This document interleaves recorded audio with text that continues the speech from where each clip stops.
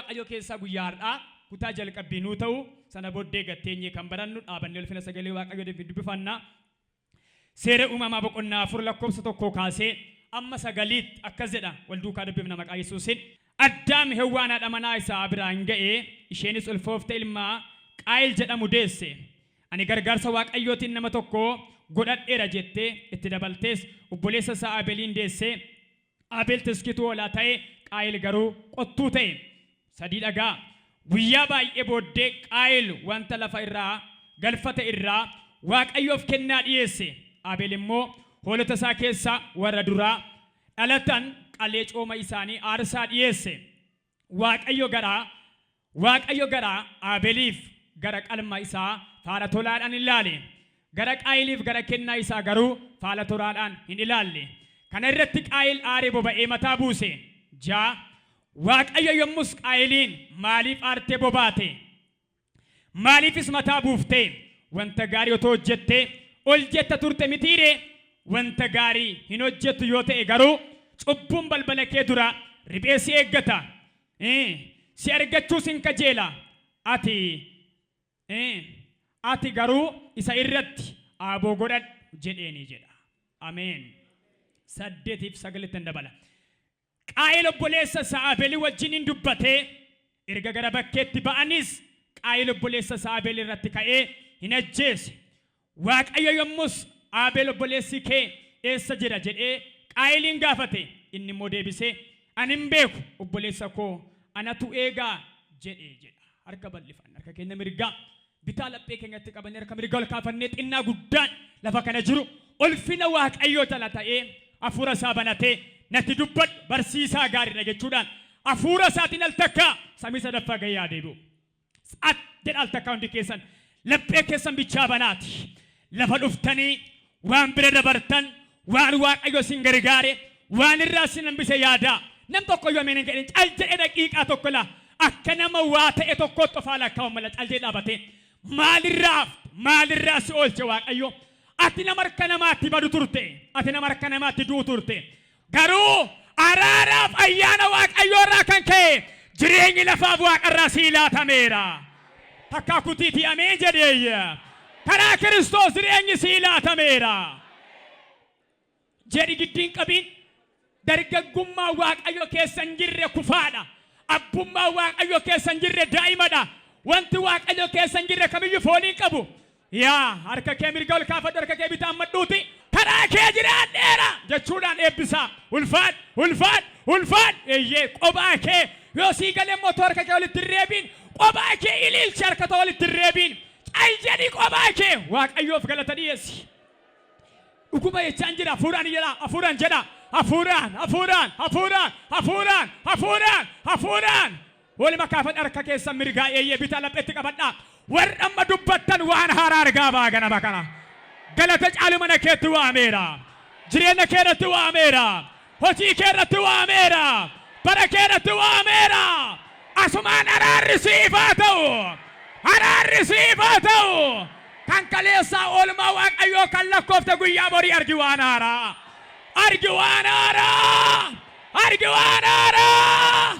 Baagalanni siifaa ta'u. Waa yeroo kanaaf si haa galatu. Hidhaasaa maarra nu hiiki. Ergaa kee qulqulluun nu biraan gahi. Ilma kee nu walakkaatti kabaji. Maqaa Yesuusiin ameen. Ulfaadhaan oora. Adaraa keessan laphee banamaan na wajjin ta'a. Guyyaa har'aa sagalee akkas jedhu tokkoon dubbadhaa. Caafata qulqullaa kakuu haaraaf kakuu moofaa gidduu galeeffanne. Mata duree akkas jedhuun sinii kennaa. Waaqayyoof aarsaa dhiyeessaa waan jedhuun dubbadhaa. Waa'ee aarsaa Waaqayyoof aarsaan akkamii akka jiru. Waa'ee aarsaa waaqayyoo sagalee waaqayyoo maalidha? Aarsaa waaqayyoo barbaadu aarsaa akkamiiti? Aarsaa jechuun maal jechuudha kan jedhuuniin guyyaa har'aa kana walitti qabee yeroo gabaabaa gidduutti simbiraa ga'uun an barbaada. Sagalee waaqayyoo keessaa gaafa laalta kutaama dubbifne seerri uumamaa boqonnaan 4 lakkoofsa 1 kaasee amma 8 gaafa laaltanii waa'ee maatii tokkooti kan inni haasa'u.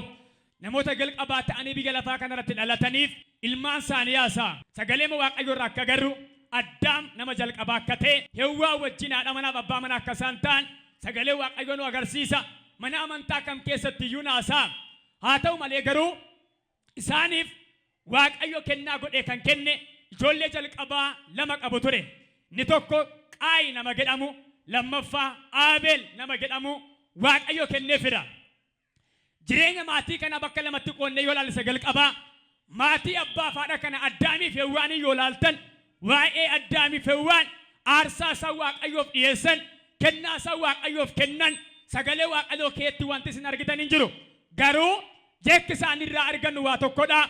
Waaqayyo amma dhala naa kenneera jettee Hewwaan maqaa mucaa ishee jalqabaa Qaayil jettee moggaafte.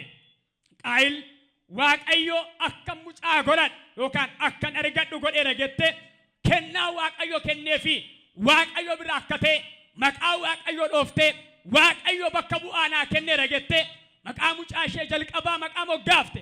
Lammaffaas waaqayyo gaafa kennuuf Aabeel jedhanii moggaasanii maatiin kun maatii lamadha. Tokko haadhaaf abbaa, lammaffaa ijoollee maatii kanaati na wajjin ta'a.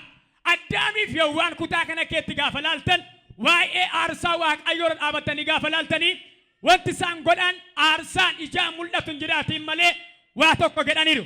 Kennaan kun kennaa waaqayyooti. Waaqayyoon nuu laate waan ta'eedhaafi kennaa waaqayyooti. Galata waaqayyoo waan jedhuuf keessaa qaba. Haa ta'u malee garuu abbaa faadharra kan caalu Qaayiliif Aabeel lamaan isaanii iyyuu abbaa yaada kana kaasee hin beeku. Waan abbaan isaanii hin goone waan haati isaanii hin goone na wajjin ta'a wangeelli jaangala. Waan abbaan isaanii fi haati isaanii hin goone Qaayiliif Aabeel wanta qaban irraa waaqayyoof aarsaa dhiyeessuu yaadan. Qaayil nama jalqabaa gaafa laaltanii inni hojiinsaa hojii akkamiiti? Hojii qonnaati. Kanadha kan inni ittiin jiraatu. Warri inni lammaffaa Aabeel immoo horsiisee bulaa tiskituudha. Inni suni lafa qotaa, midhaan qabaa, firaafiree garagaraa qaba. Utusuunsaa immoo wanta inni qabu keessa waan lubbuu qabdu, waan sochootuu qaba. Waan abbaa faati isaan goone gochuudhaaf eenyu akka kaa'e sagalee waaqa lafan kaa'u garuu waaqayyoof aarsaa dhiyeessinaa jedhan. Aarsaa meeta kaa jecha kana jedhan dhigeessan aarsaa waaqayyoo jira jedhaan takka. Qobaa kee gara kalu kaasime aarsaa waaqayyoo jira jedhaayyaa.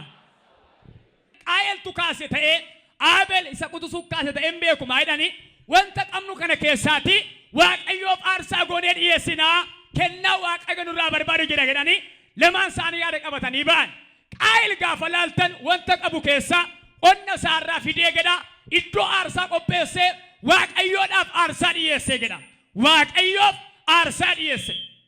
Akkuma kana obboleessi isaas Aabeel waan qabu keessaa hoolota isaa keessaa warra jalqaba dhalatan jedha isaan fuudhee waaqayyoof qalee gubee aarsaa godhee dhiyeessee jedha. Aarsaan isaanii maaliif akka waaqayyo jibbe maaliif akka waaqayyo fudhanne sagalee waaqayyo baay'ee hiikee lafan kaa'u. Garuu yaadanni qabu tokko waa'ee Qaayil duubara sitti agarsiisa. Waaqayyoof aarsaa dhiyeessu hansa kanaas aarsaa hansa kanaas aarsaa aarsichi maqaa dhaatee kan ba'e aarsaa waaqayyooti.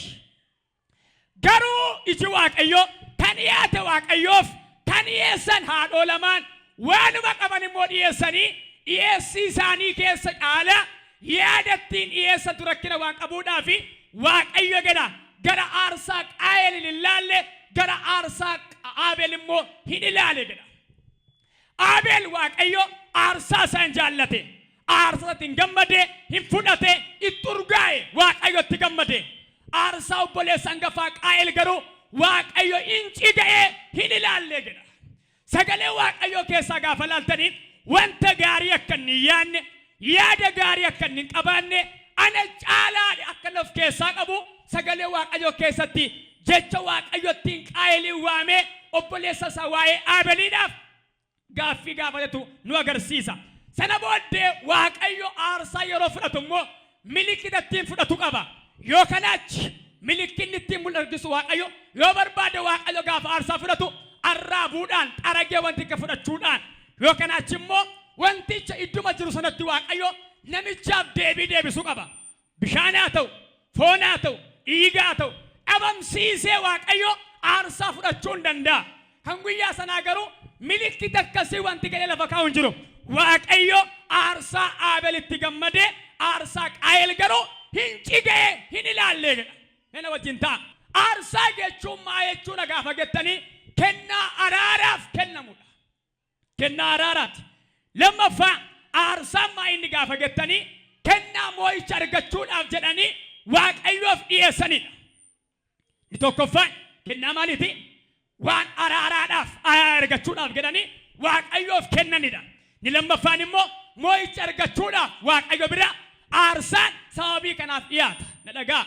Inni sadaffaan aarsaan maaliif dhiyaata gaafa gettanii kun ijoo dubbii koo ta'a malee ganaasaa bal'aanaasaa. Ni sadaffaan galatadha. Yeroo baay'ee garuu namoonni waa'ee aarsaa gaafa kaafnu hoolaa muddaan qabne qalatanii dhiiga balbalatti dibatanii ergamaan du'aa bira darbee san Yesuus dhufu bakka bu'aa bichaa haasa'u. Inni kun kakuu moofaa keessatti gaaddidduu kakuu haaraa ture. Haa ta'u maleeyyuu waaqayyo garuu aarsaa inni godhu kun waaqayyo araara gochuu bichaadhaaf ilmaan namaarraa aarsaa argachaa turre waaqayyo. Aarsaa waaqayyo ilmaan namaarraa argachaa ture.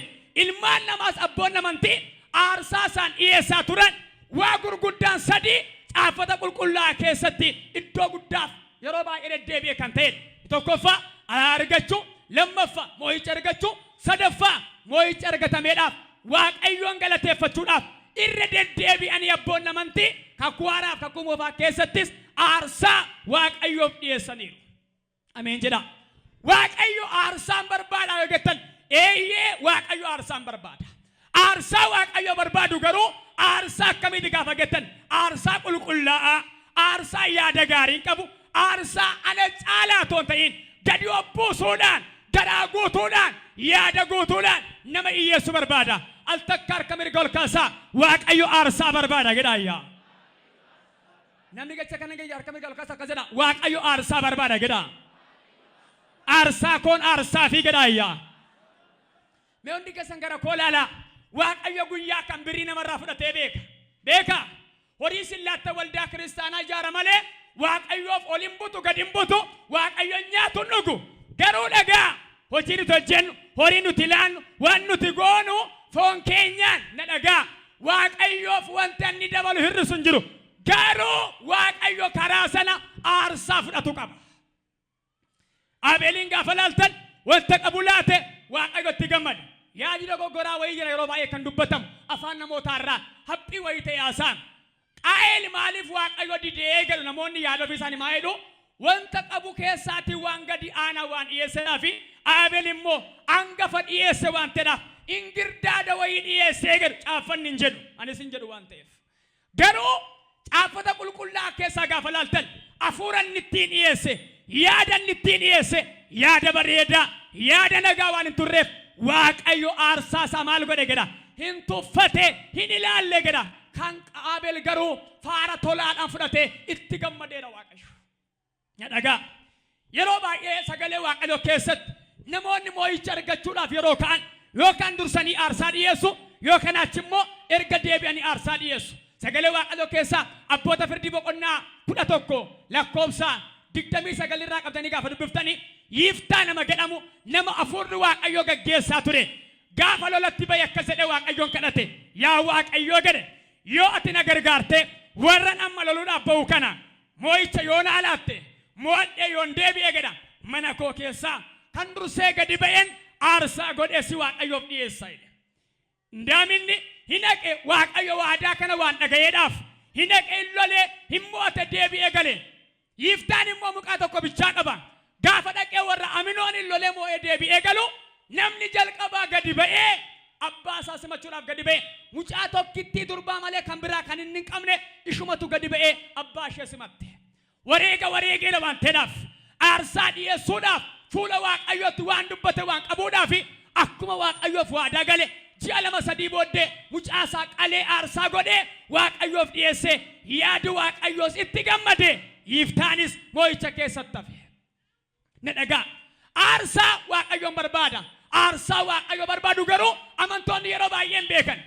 Qabeenya keenya laan hin waaqeffanna hin baana hin galla waan baay'ee gona waa'ee aarsaa waaqayyo garuu hin beeku. Na dhagaa iyyeen dubbadha waaqayyo mana keerraa qabeenya keerraa fayyaa keerraa umurii keerraa maal barbaada gaafa jettan waaqayyo aarsaa barbaada.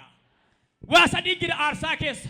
Tokko wanti jiru maayin aarsaa keessa wanta aarsaaf ta'utu jira.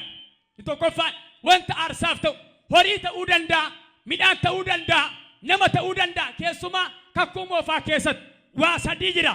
Waa sadii wanta aarsaa ta'u qabeenya waan jedhamee lakkaa'amu kam aarsaaf waan dhiyaatu aarsaa keessa jira.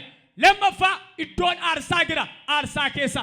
Sadaffaa yaadittiin aarsaa godhan jira. Aarsaan namaa akka fudhatamuudhaaf wanti kun sadeen baay'ee murteessaadha. Dhagaartu yeroo baay'ee namoonni aarsaa dhiyeessina Waaqayyoof ganaanaa isaa bal'isee waan Waaqa nuu kenneef ta'uu danda'a, moo'icha argachuuf ta'uu danda'a, akkuma kana ammoo araara argachuuf ta'uu danda'a sagananaa isaa.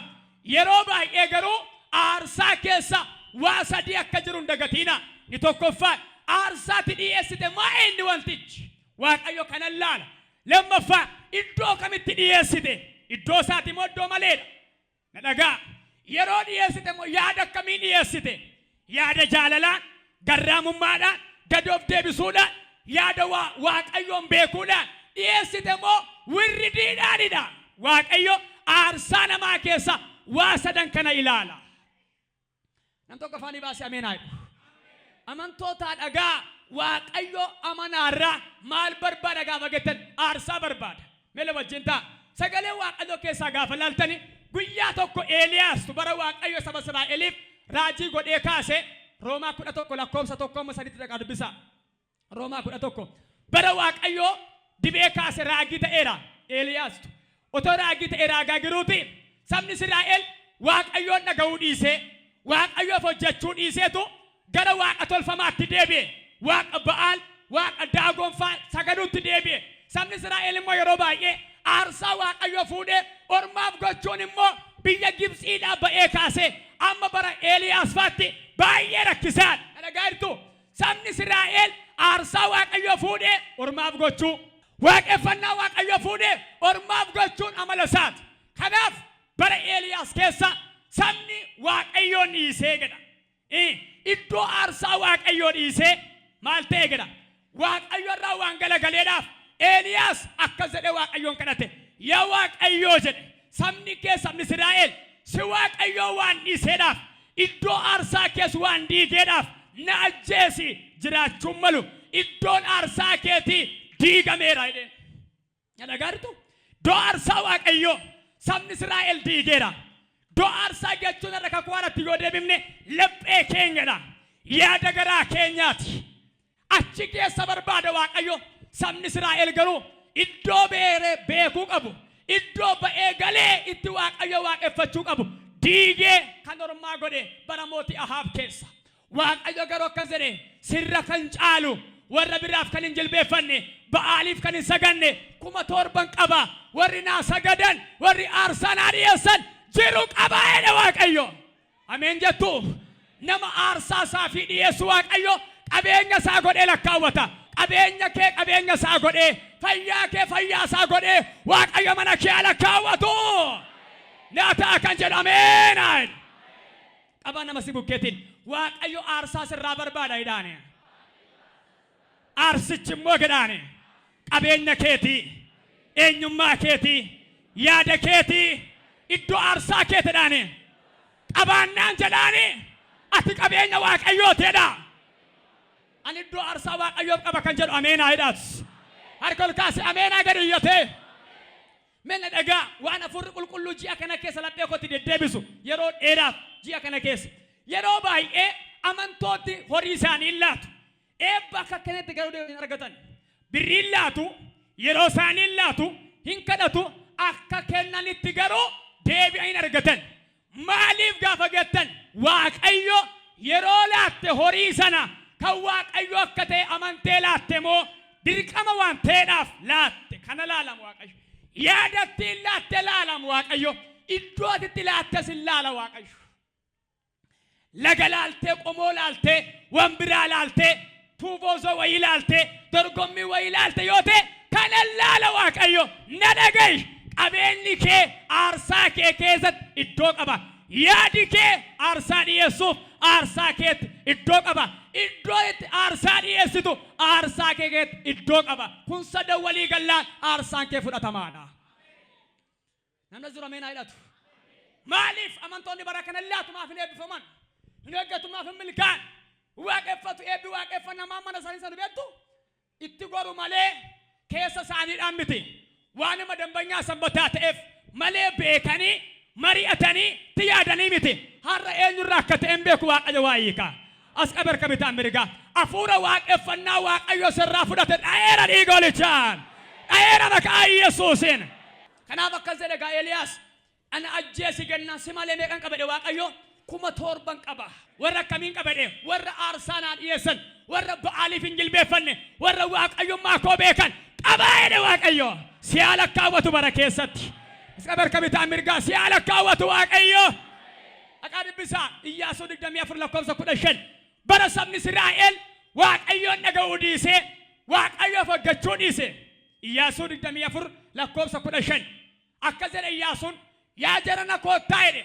وجي واقعيو جنة واقعيو بترانا مالتا تاني يدي باي إكناتين أني قروان سنين جداين يسين يو واقعيو نجوبات تانيو يو واقعيو فجتشوبات تانيو أني منيكو إني فجنة واقعيو فجنة هاليلويا نمتو كأمانة دريت أمين أيدومي يا أني منيكو يودي تانيو يو فجتشوبات تانيو أني منيكو مالغونا واقعيو فجنة واقعيو فجتشو جتشوني مو أرسال يسوع جتشو ندعى سير ما بقولنا سديت لكوس ديدا مرة كسر بسرقاتي هم ديدا ميلمات برا واقعيو إلمنا ما بيجلا فارت غران ساجبه وما بقولنا جاكيست إرجع غران ساجبه كأبود واقعيو نمك أجيلا ويرجع نوين نمك أجيلا ونرجع واقعيو نوي وجين كاكوت تقال واقعيو أتي نمك أجيلا وان تاتف أكسيرا كوت وان جرا تولا وربدا وجين سيمبل لسوتي وان التين أولتون سيلا داير واقعيو ميسي إبسو سيفيو سيفالات واقعيو برانا إيه وركا وجين إمبد أني كارو كده واقعيو راوت إبي يلا فاكي نمبل لسا نمام مهوريت وان اندما نمبل لسا بقول ناتور بتو واقعيو كاكوغا لفي مركبة تقلتيني بقولنا سديت لكوب سديد مرة تقرو هل كان فرتما بقيا فرتما إرجع بكار روبي إرجع بيجي فاقوتم من بدي بودي واق أيو يادا نوي كيس واتو كوكاي نوي أكز قدي كده إرجع إدوك أبته مركب نساء إني دورا بيشان الرتوري إرجع بيشان لفكيس سينه لفرقته كبودي واق أيو نات إدو أرسا كوبيسين هوريك أبيعنا ساوندما كيسا ورا كاتوم بلاليان ورا كل أتلا كامان كده هوريسا كيسا واق أيوف عليه أرسان يسه واق أيوم موجدا أرساسا هنورجفته اتجمع ديجدا أمين جتا أرسا كتا جمع واق أيوه أمين جدش جلبا كتا جمع واق أيوه كلنا كتا جمع أتما وامبرا كتا أميني ما كتا يوا جمع واق أيوه نمتو كفاني باسي أمين أما باي إنكني أمين إنكني لكامام سبا ندعى كنا نبض واباي أمين إنكن جدّشون كني لكامام وتالون كني لكامام قيادو مات هرسني بسبك أي سوسين هراك أبي دبيل الربك أرسواك أيو فاتو هاتو مك أي سوسين ما جرى سجلوا أيو فارسا دباسو دمي سدي لكم ستوكولا مرك أربسا والوجين جري أتشون بولو تايدا أتمتم غاري تايدا أشتت واق أيوة كده متيري إباب جريان عندبر مال كده كده أبو ميرايدا هاليلويا مالي مال إباب جريان عندبر إيسا كيست تكما بولو تا كيست mana monni baay'een waldana kun nambar baachisu kadhachuun nambar baachisu horee kadhataa'uu nambar baachisu kan jedhan baay'een qaban lakkoofsa qabanam taa'ee manuma koo liiviir maadhaa jedhe libsi gochuu danda'a gooftaan maal beekta ameen jedhe liiviini isa rakkataa mana hidhaa jiruufidha atoon hidhamne maa ofiita sabiyya arabaa jiru samana namaa jirudha atoo mana kee girtoo atoo hojii kee irra girta atoo miilla qabda mana hidhaa hongallee gara bolootaan deemtu bolootaa si argata ulfinna bolootaa si argata nama ameen jedhe finta otoo hidhameen hidhamne barri baay'een keenya otoo mana dhaangalle mana dhaagalle na dhagaa amantoota iddoo atitti waaqayyoof aarsaa dhiyeessitu jireenya kee keessatti akka waaqayyo sitti gammadu akka waaqayyo aarsaa kee fudhatu hin godha ndam tokkummaa obboloota kan hin barbaanne lakkoofsan qabu. Amanaan barammaan dhagaa. Tokkummaa obboloota keessa Waaqayyo eebbaaf jireenyan dabarre kaa'eera. As qabisin eebbisa maqaa Yesuusiin. Eebbiif jireenyi dabarre mana kee agalirraa kaase. Mana kee agali maqaa Yesuusiin. Galata Waaqayyo qobaan eeyyamu yeroo baay'ee caafata qulqullaa keet hin fudhatu jechaan jiru. Yeroo baay'ee Waaqayyo aarsaa galataa kan barbaadu aarsaa Waaqayyo waliidhaan barbaada. Wanti Waaqayyo qobaatti nu barbaadu yeroo kadhataati. Kadhanni immoo yaada garaa geeddarannaa qaba. Araara gaafachuu qaba. Dhimma ofii Waaqayyotti himachuu qaba. Yeroon aarsaa garuu maalidha? Lafa duwwaa yoo ta'es yoo ta'uu baates Waaqayyoof aarsaan hin mala. Waaqayyo Waaqa aarsaa barbaadudha. Aarsaa dhiyeessuun nama Waaqayyoon beeku fedhatoon taane dirqamadha. Waaqayyotu aarsaa waan nurraa barbaaduudhaaf seera uumamaa 22 lakkoofsa tokko dhaqa dubbisaa. Waaqayyo gaaf tokko Abrahaamiif mucaa kenneera. Waggaa 25 booddee argate. Waggaa 25 booddee Waaqayyo kenneef Abrahaamiif. Waggaa 25 booddee erga kennee ammas Waaqayyo dhufee akkas jedhe. Yaa Abrahaam jedhe tokkicha ilma kee qabdu Yisihaaqi maal godhi? Aarsaa godhiiti naa dhiyeessi jedheen. Tokkicha qabudha. Aarsaa godhi naa dhiyeessi jedhe Waaqayyo. Dhaqi immoo mana keetti immoo mitidha. Asii ba'iiti tulluu Mooriyaa keessa tokko irratti ana Waaqayyoodhaaf aarsaa godhi dhiyeessi jedhe. Iddoon si agarsiise lafan si agarsiise tulloota sana keessa ammoodha. Tulluu tokko irratti aarsaa dhiyeessi ta'edheen. Waaqayyo kenneef Abrahaam ba'ee qajeele. Harreetti qoraan fedhatee billaa qabatee hin qajeele ba'ee hoggataa dabalatee Yisihaaqiin fudhatee mucaan isaa karaa walakkaa ga'e akkas jedhe. Yaa abbaa koo aarsaa dhiyeessuu deemaa jirra. Qoraan kunooti billaan kunooti hoolaan meerree maaltu aarsaa ta'aa jedhe. Mana dhagaa Waaqayyo kenneef Abrahaamiif. Abrahaam garuu akkas jedhe mucaa isaan. Yaa mucaa koo jedheen isa kana eenyutu qopheessa? Waaqayyoon qopheessa. Naqan hin deeman gaafachi gaan Abrahaam mucaa isaatti waa biraan jen harkaan miilla hidhee gedha hin ciibsanii qoraanicha irra gedha. Waaqayyo garuu Waaqa keessaa ergamaa ergeef. Yaa Abrahaam akkati na sodaattu argeera. Mucaa kee irratti harka kee ol hin kaasiin jedheen Waaqayyo. Duuba kee galagalii ilaali. Wanti aarsaaf ta'u qophaa'eera. Ani amma garaa kee argadheera. Ameen jettu. Garaa kee ilaala Waaqayyo. Garaa kee ergeera jedheen. Wanti nama tolu baay'ee galagalee gaafa laalu gedha. Hoolaa gaafa baasee gaafa isaa harangamaan qabee caakkaa keessaa arge jedha. Qabee fidee Waaqayyoof aarsaa godhee dhiyeesse jedha. Iddicha Yiriyee jedhee moggaase jedha. Yiriyee jechuun Waaqayyoon argaa jechuudha. Yaayuwee Yiriyee Waaqayyo hin arga. Narga akkamitti akka waaqeffattamu sila gaafa utaalaa oolle akkamitti akka utaalaa oolte Waaqayyoon arga. Akkamitti akka xameen jechaa jirtu akkamitti akka dubbachaa jirtu silaalaa jira Waaqayyo. Gatii kee silaatan dagatiin Waaqayyo akkas jedheen tokko naa kenni jedhee kee booddee macca baay'ee laateef Waaqayyo. Ameen gettaa. Gaafa tarraa umurii kanaan gajjettu Waaqayyo immoo bara baay'ee gassii qaba. Haala baay'ee gassii qaba. Siyaasa baay'ee gassii qaba. Ulfinni akkasii mana kee adaalu dhiiga garaani warra. Warri dhaabattan dhaabachaaftu bara baraan. Dhadhagaa warri gadi hin jenne Waaqayyoof warri harka reebne warri ameen hin jenne warri aarsaa Waaqayyoo dhiyeessine amantanis amanuu baattanis eebba dhaabatu malee eebbi gad jedhee sinsimatuun argamu bara keessanitti. Maaliif beektu Waaqayyo Waaqa aarsaatiin jireenya nama argatudha. Namni gammade ameenaa.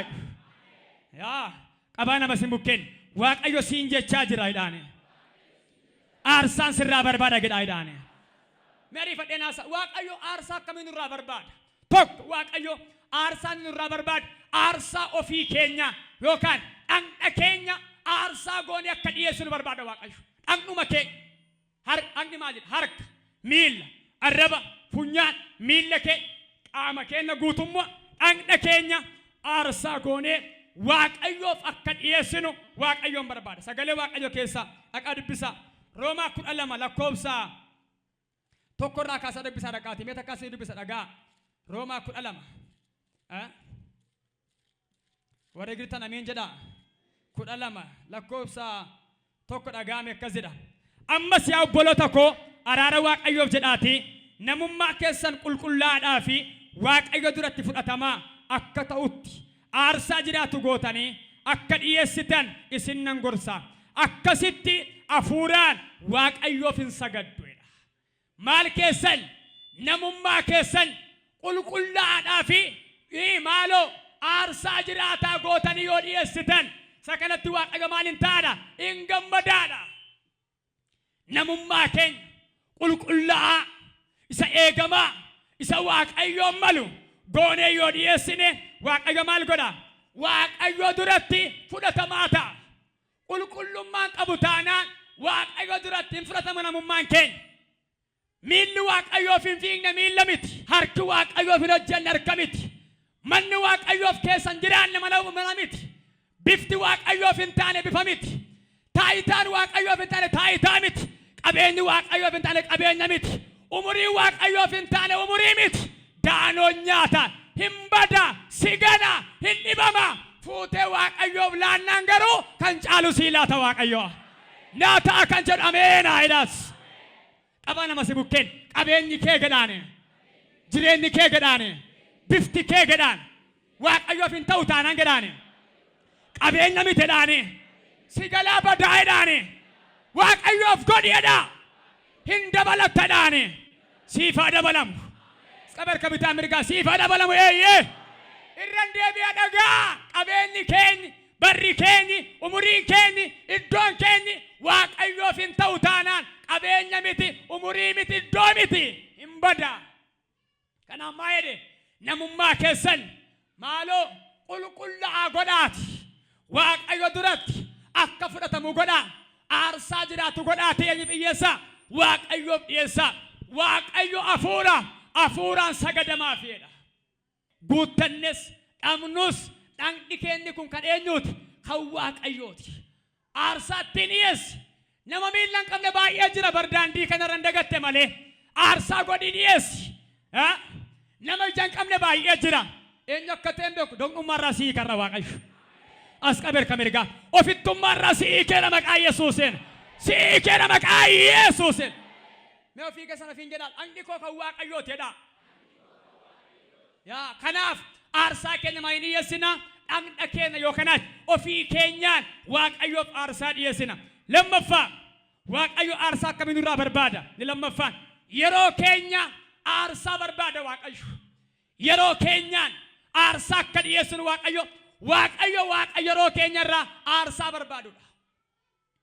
Warri yeroo qabdan warri Waaqayyo yeroo sinii kennu warra jiraachaa jirru kun umurii kanatti yeroo kanatti iddoo kanatti Waaqayyo yeroo keerraa aarsaa barbaada. Aarsaa Waaqayyoo jechuun waan ulfina Waaqayyoof ta'u gochuu hojjechuu jechuudha. Dhaqaa dubbii sagalee Waaqayyoo keessaa uumama 5:23 Henook jedha waggaa 365 jiraate bara jiraate hundumaa ammoo Waaqayyoof jiraate jedha. Waaw! Waggaa 365 jiraate bara jiraate ammoo eenyuuf jiraate? Waaqayyoof jiraate karaa Waaqayyoo irra deddeebi'a ture jedha. Waaqayyo jedha jireenya isaatti waan gammadeedhaaf du'ayyuu jaan hin agarree jedha. Haleluuyaa. Waaqayyo jireenya namaatti gammannaan hojii namaatti gammannaan badisi biyyaas hin laallatu. Kisaaraan biyyaas hin laallatu. Du'i biyyaas hin laallatu. Addatti si gargaara Waaqayyo. Namni gargaaramu jira ameen aayidaatu. Addatti si gargaara Waaqayyo. Ilaala Henookiin Waaqayyo karaa isaa waan jaallateef bara jiraate immoo Waaqayyoof waan jiraateef du'ayyuu jaan hin agarre Waaqayyo isa fudhatee jedha. Hin ooltaam aarsi Waaqayyo umurii kee gad jedhimee jabaan kam gassii jedha. Waaw! Mee harka kee gara Waaqayyootti ol kaasimee Waaqayyo mana kee ol kaasa. Mee miilla kee Waaqayyoof deemsisimee Waaqayyo karaa haaraa sii bana. Namni hafuura kanaan milkaa'u jira ameen agariyyate. Hin taa'in hidhamtee yeroon ammaa kun yeroo ati Waaqayyoof hojjettudha. Yeroo ati Waaqayyoof aarsaa gootudha. Namoota baay'ee Waaqayyo waan qoraa jiru natti fakkaata. Waan xinnoo wayitti kennee saba xinnoo wayitti kennee hojii xinnoo wayitti kennee balbala xinnoo wayitti kennee dhaabatee ilaala Waaqayyo. Ma akkamna godha mucaan koo attamna gootiidha. Yeroo ati iddoo aarsaa irraa waaqeffannaa irraa jilbeeffannaa irraa macaafa dubbisuu irraa suuta gootu waaqayyo maal godha beekta gamada miilla kee sassaabaa deema ofitti yooti immoo akkuma hojii keetti fiigdu mana waaqayyoo kadhannaatti yoo fiigde si hiikaa deema namni miliqata kan argameen aayidhaatu jaallannus jibbinus miilla keenya irra finyoon galala waaqayyoo jira maalin jedhe finyoo akkamiin jedhe finyoo jalala waaqayyoo meena wajjin ta'a amma hoolaa wayii finyootti dhaattanii gaafa eegsistan mee warri beektan hoolaa sumaan sammuu keessan argachuu malee hoolaa wallaaltu mee hoolaa warri eegdanii beektan ima dhugaa masaa hoolaa warri eegdanii beektan hoolaa eegeera hoolaa dambararra gaafa eegda yoo kanaachi midhaan bukkee gaafa eegdan maal gootu beektu waan hoolaan balleessitu bukkee gaafa eegdanii mormatti dhaattaniitu sagal qabaa yoo iddichi dhiphaate hin sassaabdu finyoo harka irratti yoommoo hoolittiin tsabaayiidhaan dheeddi ta'e midhaan namaan tuqxu yoo ta'e horii haa ta'u hoolaa maal gokkaa deemtu laqa gootuuf nagaa yoo ta'e borobbojjee tumtee cirtee camartee garaa guuttattee deebitee galte hamaa xanyaa taanaan garuu maal gootu sassaabaa deemtu yoo isheen diddammoo geessanii maal gootu dallaatti gashitanii ishee keessu nama si bukkeen qabi otoo waaqayyo sin qabiin dafii qabameedhaani itti yaa otoo waaqayyo sin qabiin gedhaani dafii qabameedhaani kun ergaa kooti kan jedhu ameen aayidhatu na wajjiniin dabale ameen aayidhatu na dhagaa akka waaqayyo baay'ee sinii kuudhaaf karaa dheeraa akka sin deemsisuudhaaf ofirraa bu'ee waaqayyo sitti akka gammaduudhaaf aarsaa dhiyeessi yeroo keerraa waaqayyoodhaaf main hojii haa ta'u iddoo haa ta'u umurii haa ta'u meena wajjin ta'ame mee yeroo waaqayyo waaqeffachuu qabdanitti hojjettanii meeqa dabalattu sanbatarraa yoo nagadda meeqa buustammo meeqa bu'aa isaa rakkisaaraan isaan caala waaqayyo abboommi kurnan gaafa kennee saba Israa'eliif guyyaa sanbataa qulqulleessiin guyyaa sanbataa gooftaa godhee otoo hin taane guyyaa sanbataa sana addumatti waan gooftaa keef ta'u hojjedhu yaadadhuudha yeroo keerraa yeroo naa kenniidha heloo haati manaa yeroo nama barbaaddi abbaan manaa yeroo barbaada waaqayyoonni uumaan kee immoo kana caala yeroo sirraa barbaada warra jettan ameen gedhaa garuu na dhagayi akka sangaa didaaf akka jilika didaa si fudhatee fiigaa kan jiru iddoo aarsaa waaqayyoo mana waaqayyoo irraa na dhagayi waaqayyo kirriittiin amma siike finyoommattiin siike sassaabuuf jechaa jira na dhagaartu waan sassaabuuf ka'e fakkaata waaqayyo gamadattiin si gadhiise waaqayyo aarsaa akkamiin irraa barbaada yeroo keenya irraa aarsaa barbaada namoonni baay'een gaafa kaaffee ta'an saayitii ilaalan gaafa waldaa ta'an garuu saayitii ilaalu namoonni baay'een mana cidhaa gaafa ta'an saayitii ilaalan mana yeroo sa waldaa kiristaana geessanii kadhannu garuu yeroo meeqa laalu takka bilbilarraa takka harkarraa hin foolatu hin maasanu na dhagayi cidhi lafarraan darba ni kun garuu cidha bara baraati ameen jedha faanii baaseeyyee yaa asikko mootii mootota si gaggeessaa jiran daawwiti miti walumaa galatti waaqayyo nurraa maal barbaada gaafa gettan aarsaa yeroo keenya irraa barbaada sadaffaa waaqayyo qabeenya keenya irraa aarsaa barbaada qabeenya keenya irraa aarsaan barbaada waaqayyo Filiippus boqonnaa 4 lakkoofsa 18 gaafa dubbiftanii sabni Filiippus keessa jiraatu ergamaa Phaawulosii fi hidhata hojjetaa wangeela ergamaa Phaawulos tokkotti horii erganiif ergamaa Phaawulos biraan nuu gayyeedhan rakkina keessa jirra yoo ta'e illee nuu miganne yoo ta'e illee ergamaa kana bukkee dhaabachuu waan qabnuudhaaf inni immoo rakkattoota baay'ee waan gargaaruudhaaf hojjettoota wangeelaa baay'ee qabatee hojii wangeelaaf deemaa waan jiruudhaaf rakkachuun qabu hojjetaa wangeelaa kana biraan nuu gayye jedhanii ergamaa Phaawulositti horii baay'ee erganiidha kutichi gabaabsee gaafa naasoo ergamaa Phaawulos horiin sun gaafa bira ga'u akkas jedhe jedha isinillee waan guddaa ergitan waan ga'uurra caalchistanii ergitan wal isin laattan kun fuula waaqayyoo duratti jedhe aarsaa jiraataa ta'ee siniif haa urgaa'u jedheeniidha laala hojii wangeelaaf erganii ergamaa Phaawulos naa ergaa naa kennaa jedhe miti wanta san ergan garuu maa jedhe aarsaa ta'ee fuula waaqayyootti siniif haa urgaa'u jedhe qabeenyi keenya irraa kun waaqayyoof aarsaa ta'ee dhiyaachuu qaba karaa dhiyaachuu qabu daandii ittiin dhiyaachuu qabu hin dhiyeessinu yoo ta'e maal ta'a gaafa gettan wanta qabnu caalaa wanta dhabaa deemnutu baay'ee baay'ata sagalee waaqayyoo keessaa Ibroota boqonnaa 13 lakkoofsa 16 Mee kutaa kana isin dubbisa. Ibroota 13:16. Dadhabina gabaradha. Ilakkase dhagaa. Ibroota 13:16. Wanta gaarii gochuu waan qabdan warra kaaniin ga'uu hin dagatiina. Waaqayyo aarsaa akkasiitti hin gammada. Mee ameen jedha. Mee jecha kana jedhame wanta gaarii gochuudha. Waan qabdan warra kaaniin ga'uu hin dagatiina. Waaqayyo jedha aarsaa akkasiitti hin gammadaayidha. Waan gaarii gochuu warra kaaniin waan qabnu ga'uu hin dagatiina gochuu Waaqayyo aarsaa akkasiitti maal godha? In gammada. Sittaa gammadu Waaqayyo. Mee nattaa gammadu warri gettan. Nattaa gammadu Waaqayyo warri gettan. Mana keettaa gammadu. Ol kaasi garkamirgaan ala keettaa gammadu. Waan gaarii godhisiin jedhe Waaqayyo. Qabeenyi Waaqayyoof aarsaa ta'ee dhiyaatu otoo nama kamiyyuu mari'atiin hafuura ofii mari'atanii otoo eenyuun iyyuu iyyaafatiin hafuura Waaqayyoon ka'anii lafa fayyaa lafa nagaa warri Waaqayyo duratti aarsaa dhiyeessan dabalaa deemu. Gaarii gochuu bari. Mee waan tokko sirriitti himaa dhagaa. Yeroo dhuguma qabeenya keessan laattanii Waaqayyo sin harkaa fudhachuusaa beektan waa isinitti himu. Birri tokko iyyuu kennaa qabeenya keessan hojii wangeelaaf kumas kennaa miileenas kennaa laattanii kaatanii gammaddu. Waaqayyoon fudhanne taanaan garuu aarsichi aarsaa Waaqayyoof ta'e miti taanaan sin jeeqa sin rabbasha sin goona. Maaliif beektu? Waaqayyo keenya Waaqa nagaatika. Kiisii makee keessa waan qabdu hundallee yoo laatte dhugaa sittan hima abdiin qabdu yoo ta'e gammachuu qabda. Waaqayyo sirraa maal barbaada? Aarsaa barbaada. Mee aarsaayidha.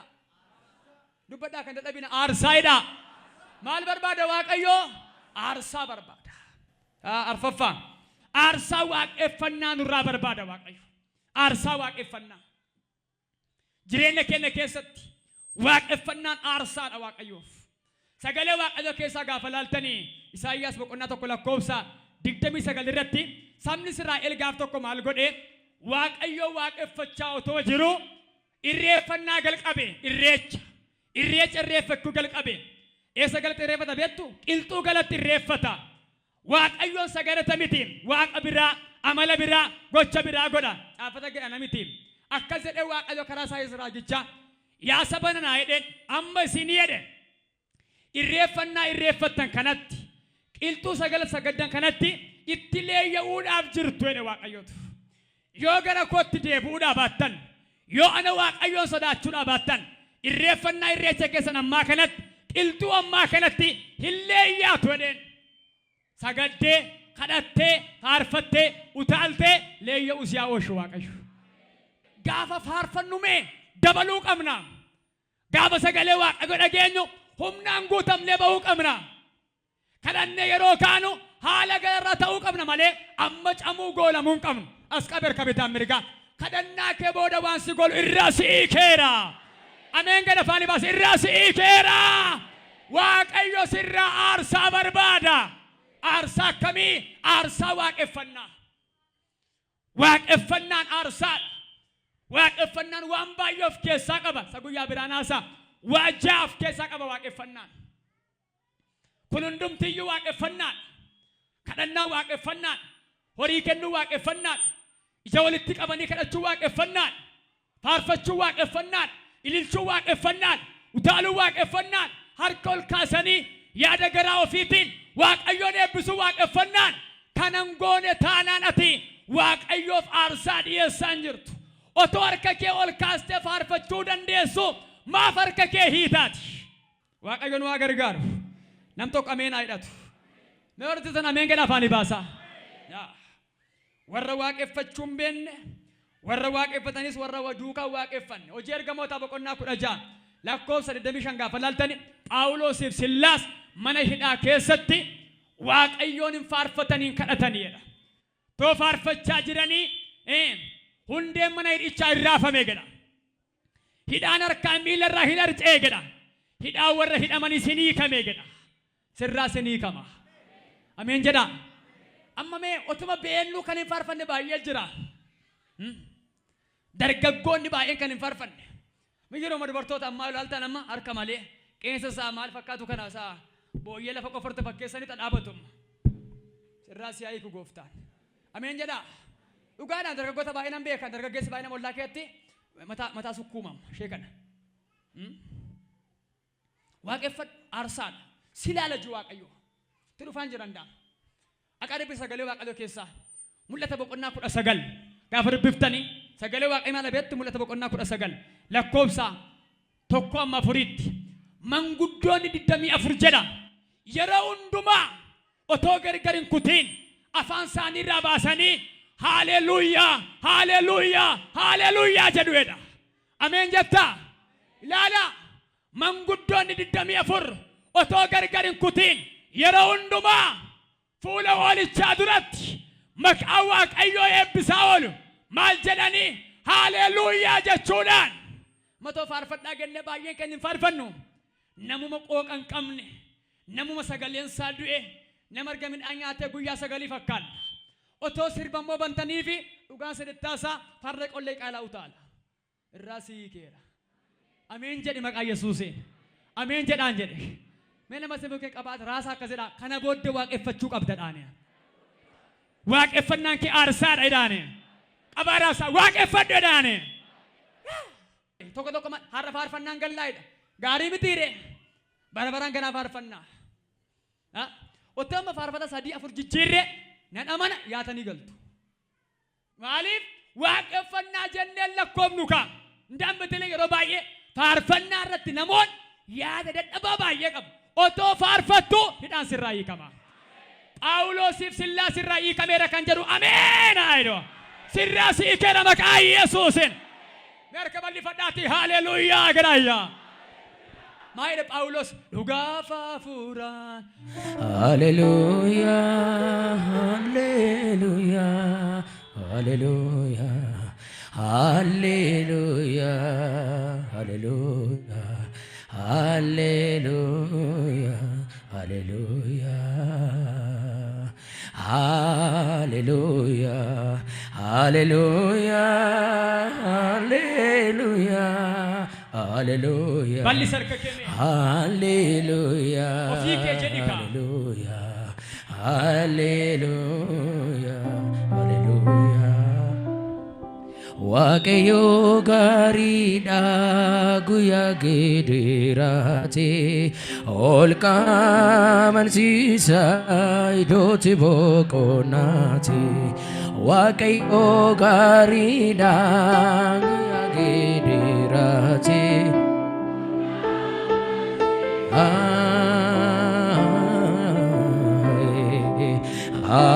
haleluuyaa haleluuyaa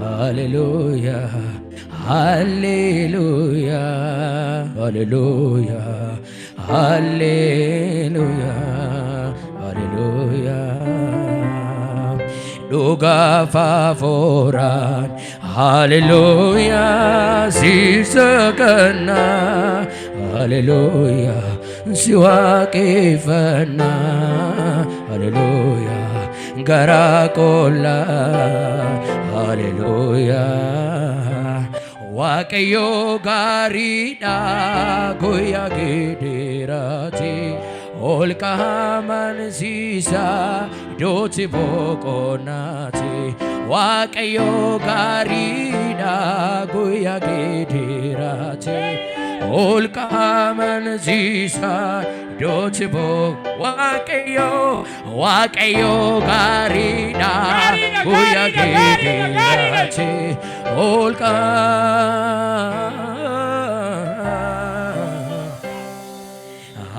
haleluuyaa haleluuyaa haleluuyaa haleluuyaa haleluuyaa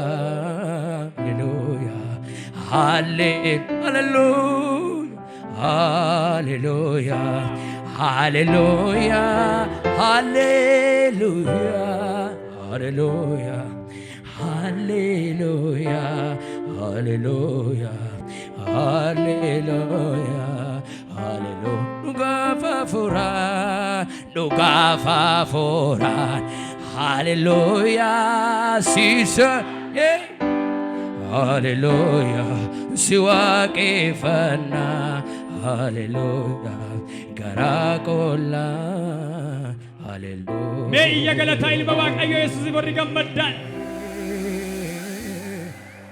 xumureera isa dhumaa waaqayyo aarsaa akkamii nurraa barbaada isa dhumaa aarsaa galataa nurraa barbaada waaqayyo waaqeffannaatti aansee aarsaa galataati sagalee waaqayyoo keetti gaafa laaltan warri gammadan faarfachaa akka turan wanta waaqayyo isaanii godheef aarsaa galataa dhiyeeffachaa akka turan faarsaan daawit nutti dubbata faarsaa boqonnaa 50 lakkoofsa 13 hanga 15tti jireenya keenya keessatti waaqeffannaa murteessaa afura waaqeffannaa qabnu taanaan aarsaa dhiyeessuu hin dandeenye waaqayyoon galateeffachuun beennu taanaan aarsaa dhiyeessuun beennu qabeenya keenya waaqayyoof amanamne laannu taanaan aarsaa waaqayyoof dhiyeessaa hin jirru jechuudha yeroo keenya waaqayyoof hin laannu taanaan aarsaa waaqayyoo dhiyeessaa hin jirru jechuudha dhandha keenya fuune waaqayyoof hin goonu taanaan aarsaa waaqayyoof dhiyeessaa hin jirru jechuudha faarsaa 107 lakkoofsa 23 yoo laaltan akkas jedha keetti kutaan sun rakkina isaanii keetti gara waaqayyootti iyyatanii jedha waaqayyo immoo isaaniin gargaare jedha dubbii isaa ergee isaan fayyise boolla du'aa keessaa isaan baase jedha isaanis waaqayyoon hin galateeffatanii jedha yeroo si gargaaru galateeffadhu yeroo si oolu galateeffadhu galanni kee aarsaadha waaqayyoof jajannaa ati gootu aarsaadha waaqayyoof na dhagaa sinii ta'ee sinii raawwatamee sinii oolee kan lapheen keessan hin tuqamne yoom tuqamne yoo waa'ee fannoo faarfanne hin tuqamnu taanaan yeroo akka namaatti nuu dhaabate yeroo akka haadhaatti nuu dhaabate yeroo dhukkubsannee waaqayyo siree du'aarraa nu kaase nutti yaadatamu taanaan yaadannoo akkamii of keessaa qabdaati yoom galateeffatta jedhamti sagalee waaqayyo warri du'an sin galateeffatanii jedhe gaaf tokko warri iddoo callisaa jiran sin galateeffatanii amma garuu lubbuu koo iddoo warra callisanii waan hin geenyeef sin galateeffadhaa jedhe ameen jettu ni du'aan waaqayyoon hin galateeffatu du'aan hin faarfatu jiraataa faarfata harki kee of fayyaadha miilli kee of fayyaadha waaqayyoof aarsaa kee dhiyeessitu meel takka iyya galataa dhiyeessame waaqayyoodhaaf dhugaaf hafuuraan mee harka keessan bitaa mirgaa raasaa waaqayyoof aarsaan hin mala jedhaayyaa yaa waaqayyoo jedhaayyaa aarsaa koon si dhiyeessa na gargaari jedhaayyaa har'aa qabee garbummaa diinaa harkaa si baaseera meesiya sadii haleluuyaa jedha galata waaqayyoo jechuudha haleluuyaa jedhaayyaa raas harka mirgaa haleluuyaa jedha du'arraa hafneerra baraaramneerra oolleerra du'a harkaan fudhateera karaa Kiristoos mirga abbaa taa'een jira kan jedhu ameena jedhaat himmaluune iyyi kee galanni kee waaqayyoodhaaf himmaluune dafki kee waaqayyoodhaaf himmaluune qabeenyi kee hojii wangeelaadhaaf as qabisin eebbisa afurri waaqeffannaa mana kee as irraa qabee nama si bukkeen qabaa ol kaasaa har'aa qabeena waaqeffadhu jedhaane qabeenyi kee jedhaa dargaggummaan kee umuriin kee kan waaqayyooti